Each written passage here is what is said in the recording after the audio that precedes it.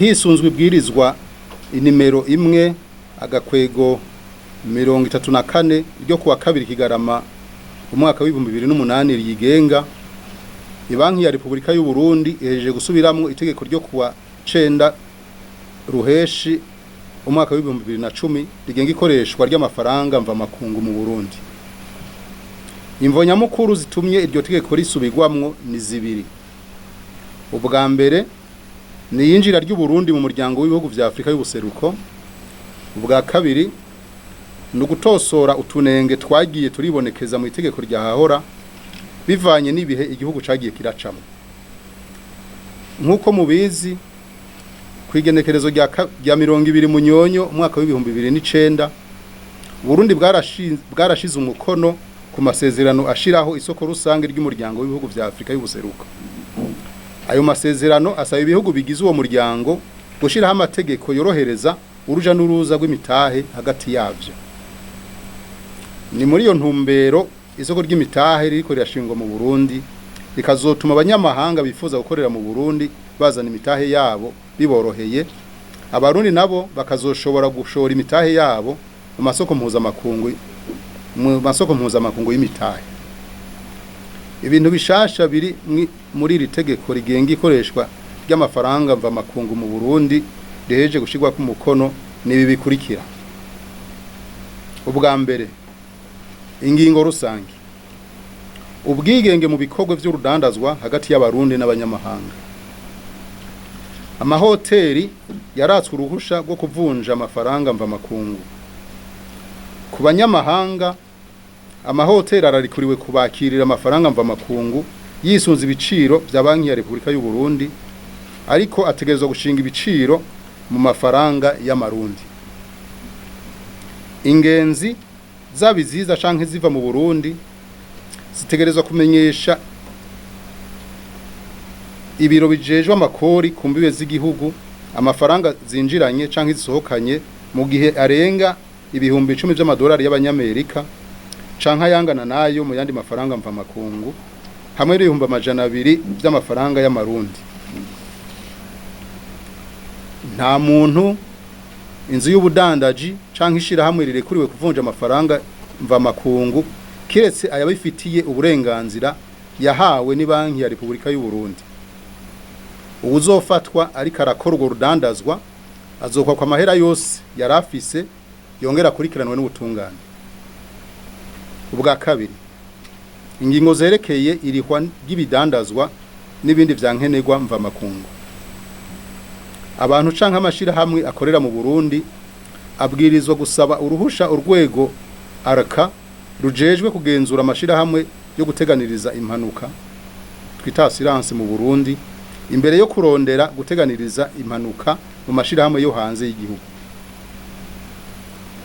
Urugero rwo kuriha ibidandazwa n'ibindi vyankenerwa hakoreshejwe amafaranga umuntu yitwaje mu minwe rwagabanijwe ruvuye ku bihumbi 40 by'amadolari y'abanyamerika ruja ku bihumbi 5 by'amadolari y'abanyamerika. Ariko umuntu ararekuriwe kwitwaza amafaranga angana ibihumbi 10 by'amadolari y'abanyamerika mu ikarati ikoreshwa mu kuriha itangwa n'amabanki. Ibi biri mu ntumbero yo guhimiriza abadandaza kuriha bakoresheje ubuhinga bwa none. Urugero rw'amafaranga umuntu arekuriwe kuvunja mu mabanki atarinze gusigura icagiye kuyakoresha rwaragabanijwe. Rwavuye ku bihumbi 3 by'amadolari y'abanyamerika ruja ku 500 y'amadolari y'abanyamerika ku munsi kandi ntarenge ibihumbi 3 ku kwezi. Ubwa gatatu ingingo zerekeye imitahe yinjira n'isohoka mu Burundi. Ukorohereza abanyamitahe b'abarundi n'abanyamahanga gukorera aho bipfuza niko karusho nyamukuru kari muri iri tegeko rishasha. Ivyo vyose biza vyisunga amasezerano y'isoko rusangi y'umuryango w'ibihugu vya Afrika y'ubuseruko Uburundi bwashize ku mukono hamwe n'intumbero z'ikigega mpuzamakungu FMI.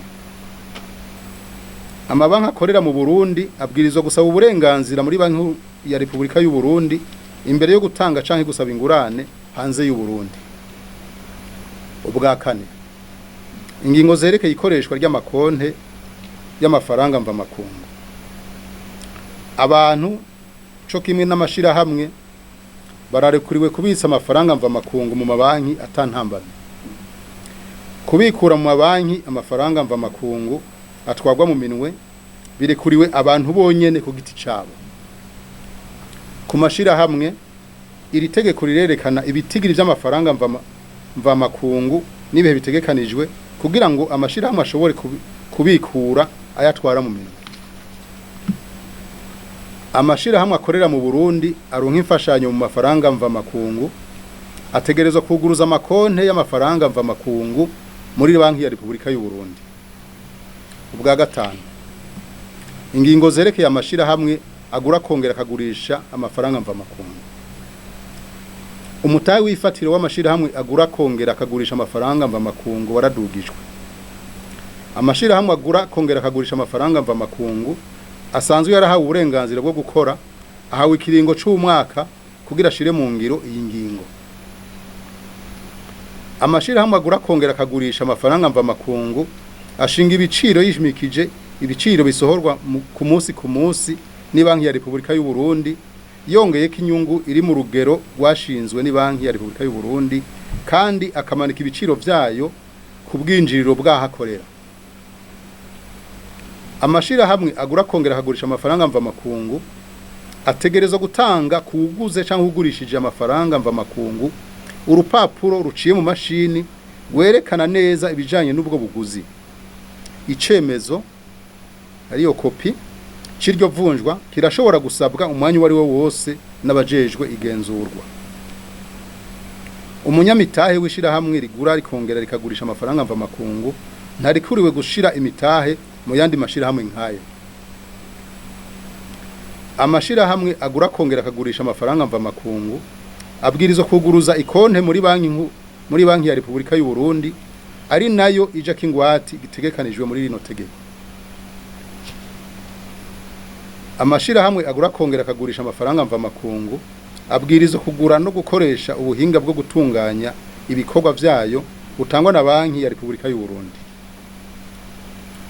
Mu gihe cyo gusaba kwemererwa gukora, amashirahamwe agura kongera akagurisha amafaranga mvamakungu abwirizwa kwerekana ibiharuro vy'ukugene ayo mashirahamwe azoba yifashe hamwe n'umwimbu ategekanya kuronka muri kazoza. Amashirahamwe agura kongera akagurisha amafaranga mvamakungu abwirizwa gushiraho urunani ruyahuza yose atana rimwe riyavuyemo.